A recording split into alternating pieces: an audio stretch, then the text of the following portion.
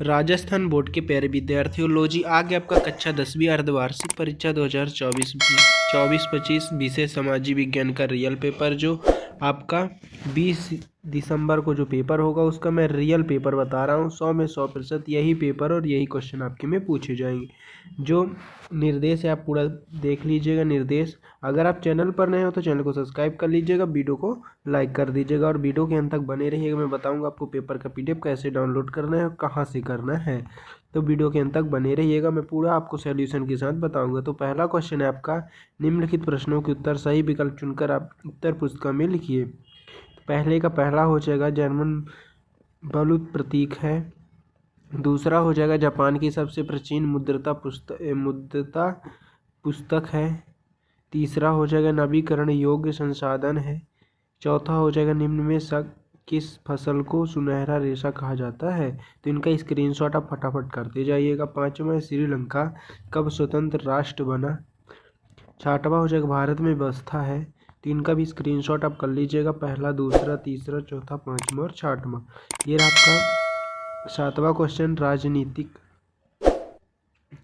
सातवां जो है तो देश की तुलना करने के लिए सबसे महत्वपूर्ण विशिष्ट समझी जाती है। आठवां हो जाएगा राजनीतिक दल के कितने प्रमुख अंग होते हैं। तो इनका भी स्क्रीनशॉट आप फटाफट कर लीजिएगा। दूसरा है रिक्त स्थानों की पूर्ति कीजिए।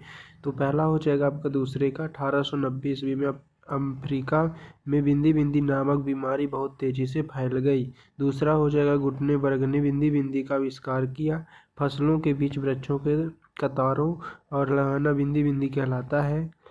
और चौथा हो जाएगा संविधान ने किसी भी प्रकार के बिंदी बिंदी भेदभाव पर लगातार रोक लगाया। तो इनका भी स्क्रीनशॉट आप फटाफट कर लीजिएगा। ये रहा आपका तीसरा क्वेश्चन जो अति लघु उत्तरीय प्रश्न है।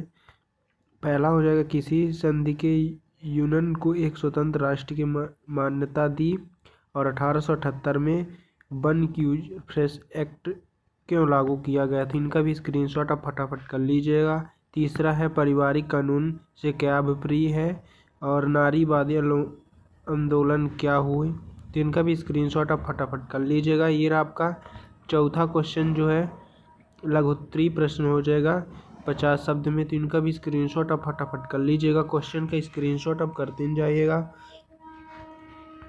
ये रहा आपका पहला हो जाएगा इटली के एकीकरण के कपूर की भूमिका को स्पष्ट कीजिए। भारतीय कृषि वैश्विक आर्थिक महामंदी किस तरह प्रभावित हुई है। बांधों की आबादी के लिए मुख्य रफ्तार कौन कौन से हैं। रबी और खरीफ फसल में कोई द्वंद्व बताना है। लोकतंत्र किन्हीं स्थितियों में सामाजिक विधा को संभालता है। तो इनका भी स्क्रीनशॉट आप फटाफट करते जाइएगा। 10वां हो जाएगा आपका शाकाहारी समितियों की कार्यप्रणाली को समझाइए। 2 उदाहरण देकर उपभोक्ता जागरूकता की वर्णन करिए।